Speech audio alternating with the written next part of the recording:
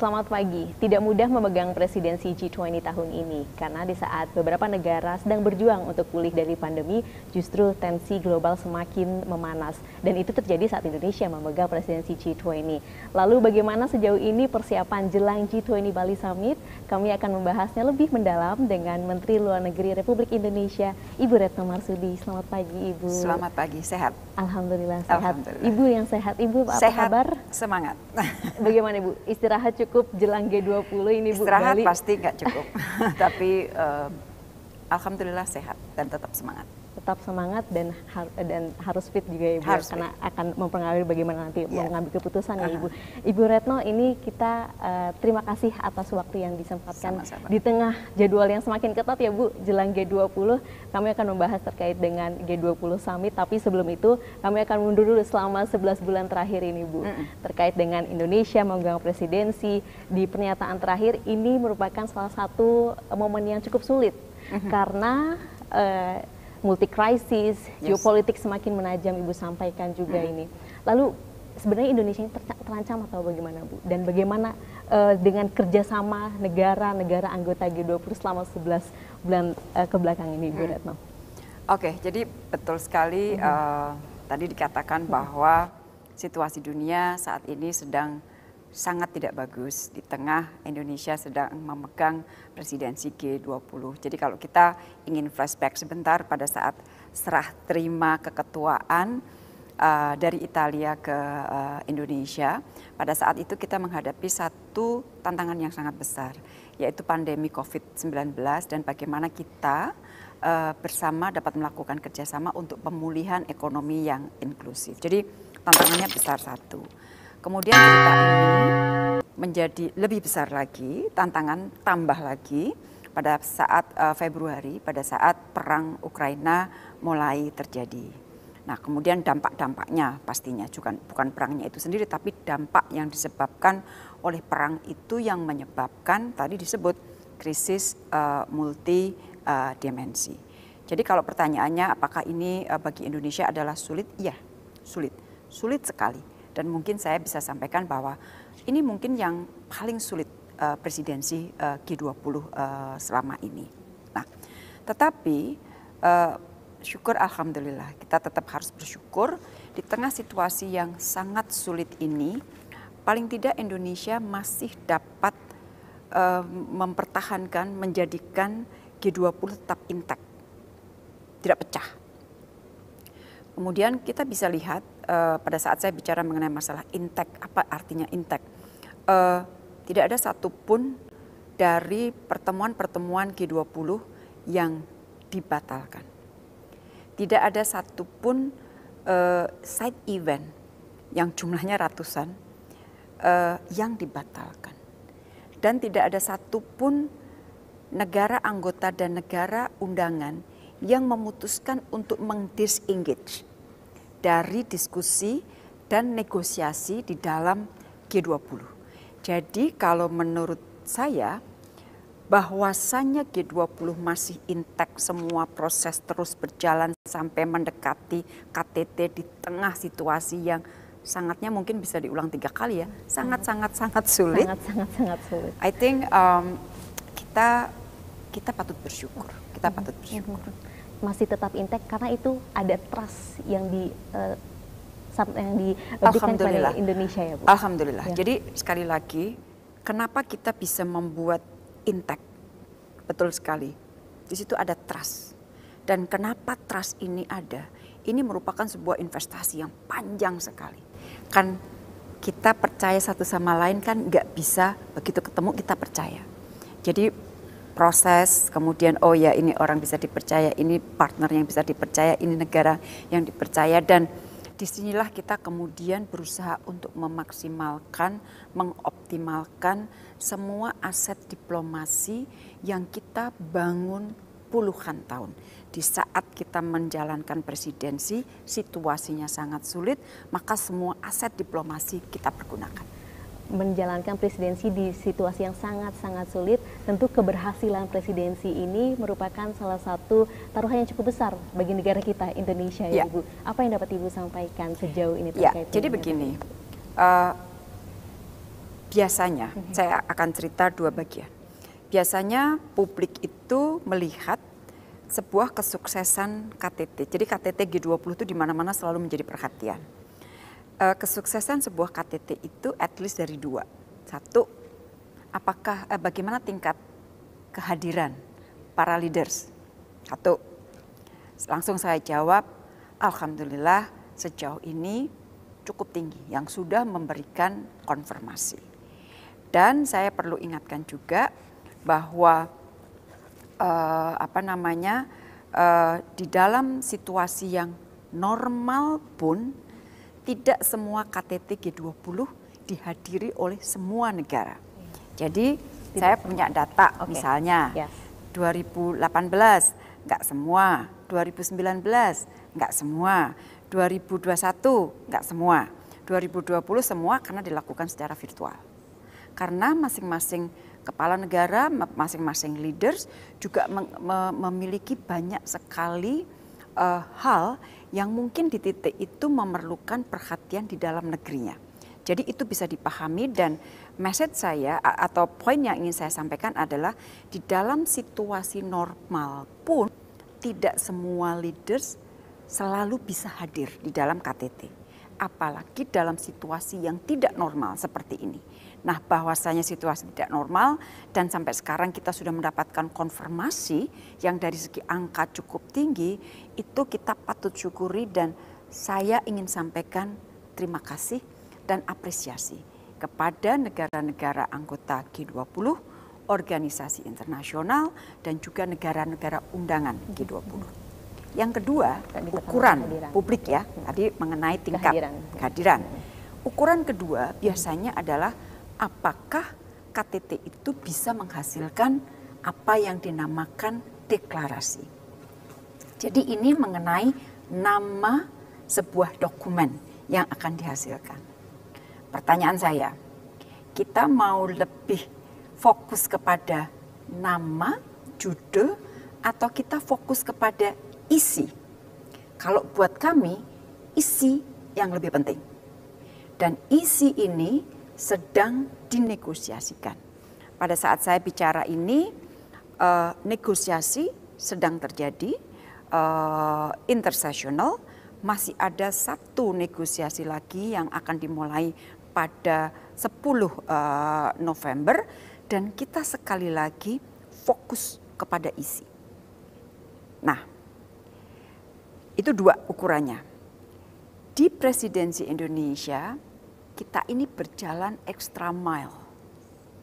Kenapa extra mile? Di awal presidensi kita mengatakan kita ingin membawakan suara negara berkembang dan kita ingin mempresentasikan kerjasama-kerjasama konkret yang dilakukan oleh negara G20 untuk dunia. Nah, itu extra mile. Di penghujung ini tentunya apa dong extra mile-nya? Maka kita lakukan negosiasi terpisah untuk apa yang dinamakan G20 Action for Strong and Inclusive Recovery. Isinya apa? Isinya adalah list proyek yang kita sebut concrete deliverables yang kita sajikan untuk dunia. Nah, di list proyek ini ada yang sifatnya new projects, ada yang sifatnya dukungan untuk existing project, ada yang sifatnya extension dari existing project. Ada yang berbentuk hibah, ada yang berbentuk capacity building, ada yang berbentuk research development, kita berpikir mengenai deliverables. Jadi bukan saja katakanlah yang biasa dua itu yang menjadi ukuran, bahkan Indonesia sudah berjalan ekstra mile. Ada concrete deliverables. Kalau misalnya di Kementerian Luar Negeri ini kan masuk jalurnya Sherpa Track. Mungkin Ibu bisa dijelaskan lebih detail terkait dengan concrete deliverables yang di bawah payung Sherpa Track ini ya, yang dekat dengan masyarakat itu. Jadi concrete deliverables yang judulnya tadi sebenarnya G20 Action for Strong and Inclusive Recovery itu akan menjadi aneks dari dokumen yang sekarang sedang terus dinegosiasikan. Ini dokumen ini sudah dan sudah dinegosiasikan, dan negosiasinya untuk dokumen yang akan menjadi lampiran yang berupa concrete deliverable itu memerlukan 8 kali putaran negosiasi. Cukup ya kan? eksternal, cukup panjang. Eksternal, panjang sekali. Nah, ini sudah kita sisihkan. Nah, dokumen yang sedang dinegosiasikan ini itu nantinya di satu titik akan dipertemukan antara finance track dengan Sherpa Tracks. Finance track tentunya diampu oleh Ibu Menkeu dan Gubernur BI bersama dengan timnya. Mereka melakukan pertemuan terakhir di Washington, mostly sudah concluded, ada beberapa pending, ini sedang dibahas juga. Sementara yang di Sherpa Tracks tidak kalah banyaknya. Jadi semua isu di luar finance itu masuk di Sherpa Track. Kesehatan, lingkungan, digital, kemudian energi, semua masuk di situ, di Sherpa Tracks. Nah, di Sherpa Tracks ini saya tadi sampaikan negosiasi sedang berjalan dan ini adalah negosiasi yang kelima. Plus satu lagi, mulai tanggal 10 akan ada maraton negosiasi sampai menjelang KTT berlangsung. Jadi sekali lagi kita sedang negosiasikan semuanya dan di titik tanggal 13 November antara Sherpa sama Finance akan digabungkan. Jadi ini proses teknis yang agak pusing. Tapi kita optimis. Oke, extra mile dan nantinya juga akan ada berujung pada final communique ya Bu ya? Ya, tapi sekali lagi jangan kita terlalu terjebak pada judul.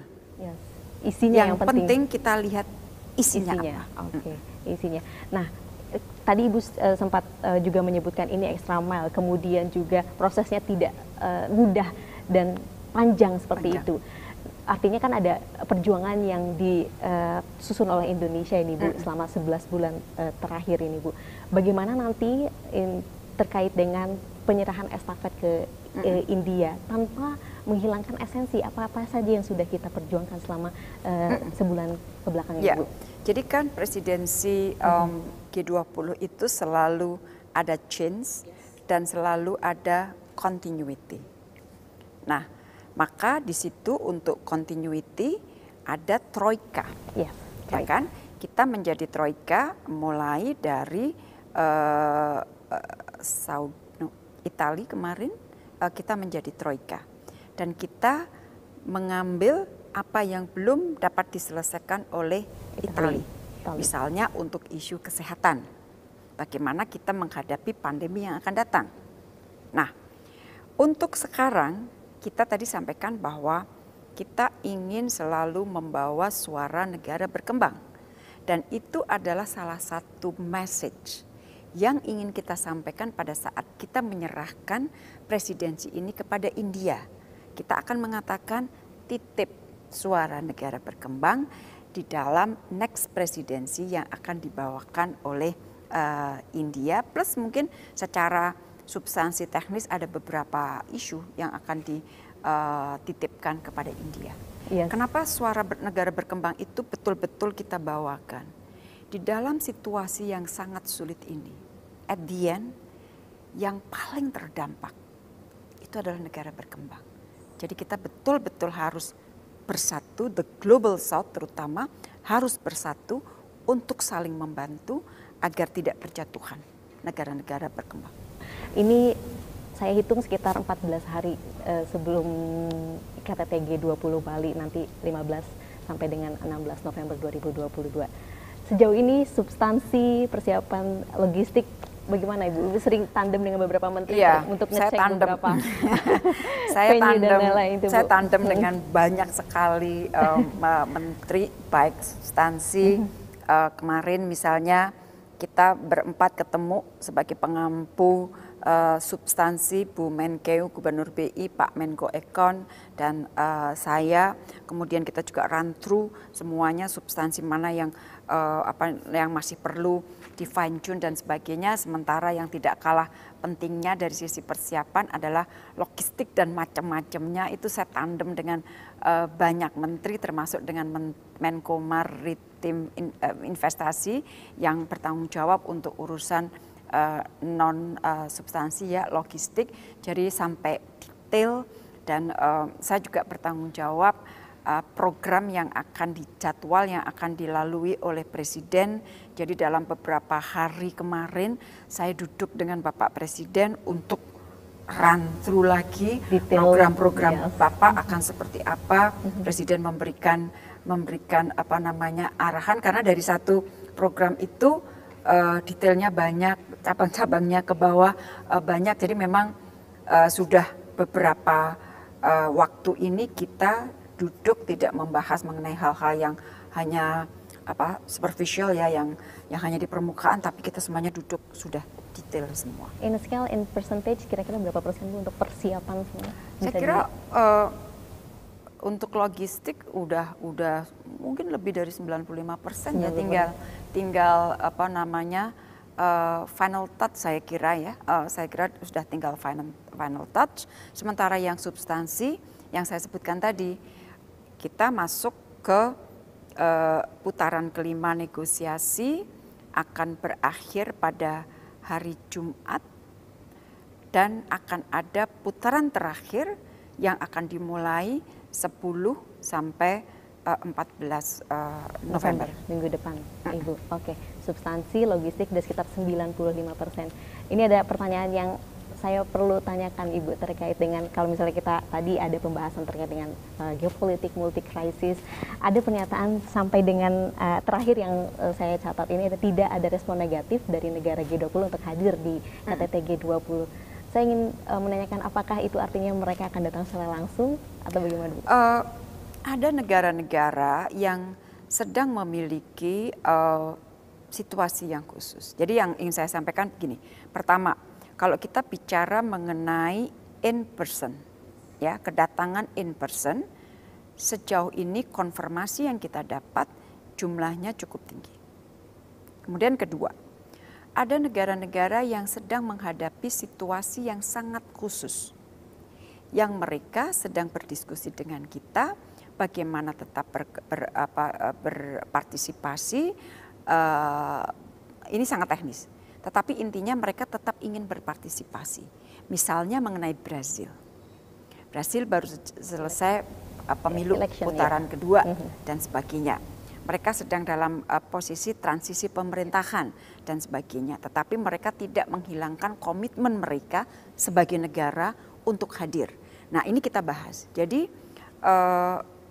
saya cukup optimis. Ada beberapa pengaturan khusus pasti.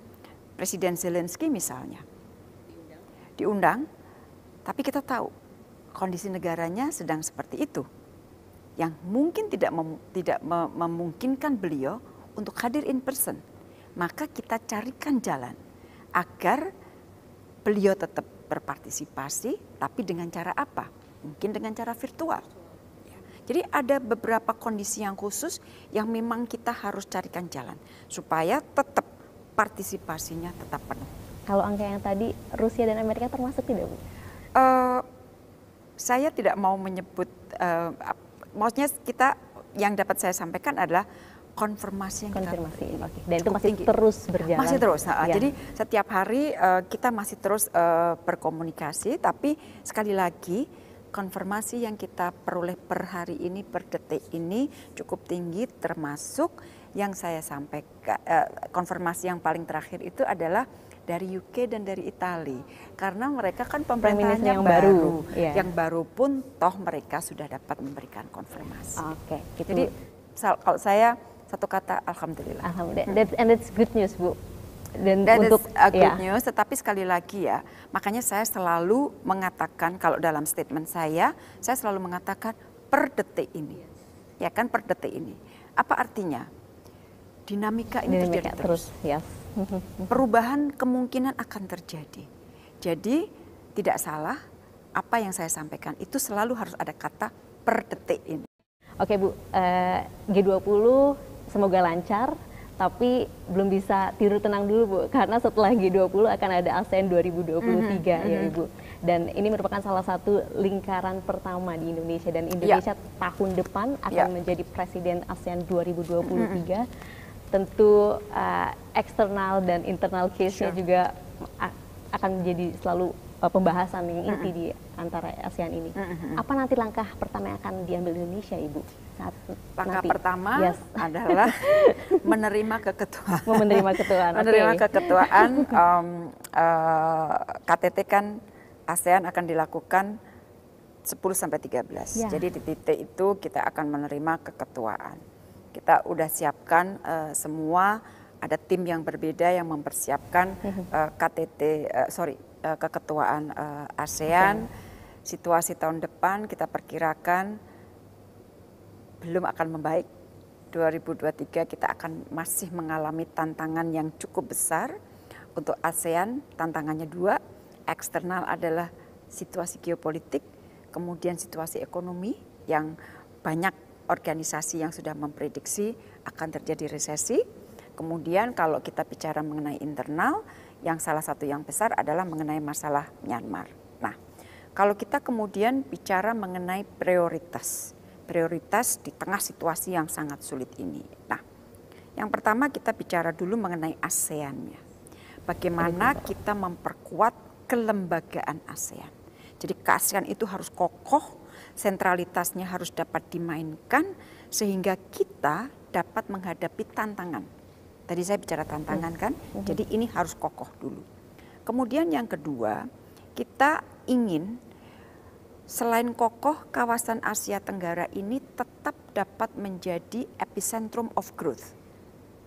Karena kalau kita lihat, sudah beberapa tahun kawasan Asia Tenggara tingkat pertumbuhan ekonominya selalu di atas rata-rata pertumbuhan ekonomi dunia. Di tengah situasi global seperti ini tidak mudah. Tapi keketuaan Indonesia mengatakan atau ingin membangun kawasan yang tangguh, tahan terhadap krisis, baik pangan, energi, keuangan, kesehatan, dan lain-lain. Sehingga sekali lagi kita dapat menjadikan Asia Tenggara menjadi kawasan atau menjadi epicentrum of growth. Dan yang ketiga tadi kokoh, kemudian epicentrum of growth. Yang ketiga adalah kita dapat menjalankan sentralitas ASEAN. Ini kelihatannya mudah dikatakan, tetapi ini tidak mudah di tengah kembali situasi dunia yang sedang sangat sulit ini. Jadi all and all, kalau kita ingin mengambil satu kata, kita ingin menjadikan atau ingin mempertahankan bahwa ASEAN matters. ASEAN matters. Matters dalam kaitan bahwa ASEAN tetap penting dan relevan baik bagi penduduk ASEAN, rakyat ASEAN maupun bagi dunia. Ya, oke, itu ini global scale dan itu eksternal. Untuk internal, terakhir ada pertemuan Menteri Luar Negeri ASEAN. Ada kata-kata yang cukup menarik terkait dengan pertemuan dilakukan secara terbuka. Diskusi terbuka. Sampai dengan isu-isu sensitif pun ditumpahkan di diskusi terbuka itu. Apa yang dapat Ibu sampaikan dari itu? Untuk 5 point consensus di masa lalu, jadi saya ingin sampaikan bahwa ASEAN ini adalah satu keluarga. Di masa lalu, kadang-kadang kalau ada masalah, pengelolaannya itu udahlah jangan diomongin dulu deh, masukin di bawah karpet. Tetapi nanti dulu deh gitu. Dimasukin di dalam karpet itu khawatirnya membusuk. Dan kalau udah membusuk, justru dampaknya akan lebih besar lagi. Nah, oleh karena itu dari waktu ke waktu kita sudah dapat mendiskusikan sesuatu yang sifatnya sensitif, terbuka, karena kita tahu bahwa ini adalah diskusi antara keluarga, dan antara keluarga itu terbangun trust yang tinggi. Jadi kan gini, kita tidak mungkin bicara isu sensitif secara terbuka kalau kita tidak ada trust. Jadi yang harus dilihat itu adalah trust itu lagi ada, trust itu kuat, dan disitulah kita bilang, mari kita bicara isu yang sensitif, yang kita yakin sesensitif apapun, seterbuka apapun kita bicara, tidak akan menggoyahkan kekokohan ikatan keluarga ASEAN. Yang nanti akan diambil langkahnya oleh Indonesia saat memegang presidensi, khususnya untuk 5 point konsensus ini yang belum ada perubahan. Situasinya memang sangat sulit. Situasinya sangat sulit. Jadi 5 point of consensus adalah sebenarnya, karena begini, debat orang mengatakan, ada yang berpandangan bahwa 5 point of consensus itu adalah bentuk dari interference dari ASEAN. No, not at all. 5 point of consensus adalah cara ASEAN, benar-benar cara ASEAN dalam menyelesaikan masalah keluarga. Oleh karena itu di titik itu pada saat kita bertemu para pemimpin ASEAN dan mengundang Senior General Min Aung Hlaing April tahun lalu di ASEAN, semuanya ada. Kita berdiskusi cara menyelesaikan bagaimana ASEAN membantu Myanmar keluar dari krisis. Maka kemudian disepakati 5 point of consensus. Dan kalau kita lihat 5 point of consensus, intinya adalah apa? ASEAN membantu kemanusiaan. ASEAN ingin memfasilitasi terjadinya dialog nasional. Kenapa dialog nasional ini menjadi kunci? Karena masalah Myanmar hanya akan dapat diselesaikan oleh rakyat Myanmar. Kami ingin memfasilitasi agar dialog itu dapat dilakukan. Masa depan Myanmar ada di tangan masyarakat Myanmar. Melihat kondisi yang di ASEAN ini, ya Ibu, kemungkinan akan ada perubahan anggota ASEAN. Ada beberapa kemarin juga dari Timor Leste juga terkait dengan pembahasannya akan masuk. Ya, kita masih diskusikan. Ya. Kita masih diskusikan dan salah satu isu yang akan didiskusikan di dalam KTT di Phnom Penh nanti adalah mengenai masalah aplikasi Timor Leste untuk menjadi negara anggota baru ASEAN. Jadi saya tidak mau mendahului keputusannya para leader seperti apa, tetapi betul bahwa agenda itu akan menjadi salah satu pembahasan di dalam KTT nanti. Salah satu prioritaskah nanti pembahasannya juga untuk kita akan lihat. Kita akan lihat di KTT Phnom Penh nanti hasilnya akan seperti apa. Oke, Ibu Retno, tadi kita sudah bahas G20, ASEAN 2023, multi krisis geopolitik yang semakin menajam. Artinya cara berdiplomasi belakangan ini berbeda ya Bu, cukup sulit di bawah tekanan yang cukup sulit. Saya ingin menanyakan Bu, ada satu hal yang menarik untuk ditanyakan terkait dengan peran pemuda, peran diplomat muda, peran calon diplomat muda. Tentunya nanti juga akan menghadapi situasi yang unprecedented situation kayak sekarang. Apa pesan yang ingin Bu sampaikan terkait dengan itu Bu? Anak-anak muda sekarang kan pinter-pinter ya, mereka tuh cepat sekali. Dan dalam banyak hal saya sangat didukung oleh para diplomat muda karena mereka berpikir cepat, berjalan dengan cepat. Nah, salah satu yang saya harapkan juga milikilah passion, cintailah profesi ini. Karena kalau kita tidak mencintai profesi ini, nanti capek, akan merasa capek. Misalnya mengenai negosiasi, yang saya sampaikan bahwa sekarang kita sedang di titik ronde kelima negosiasi. Dan negosiasi itu tidak bisa dihitung, oke ya kita negosiasi dari jam 9 sampai pukul 5. Dan satu kata di dalam diskusi negosiasi itu satu kata itu bisa didebatkan berjam-jam.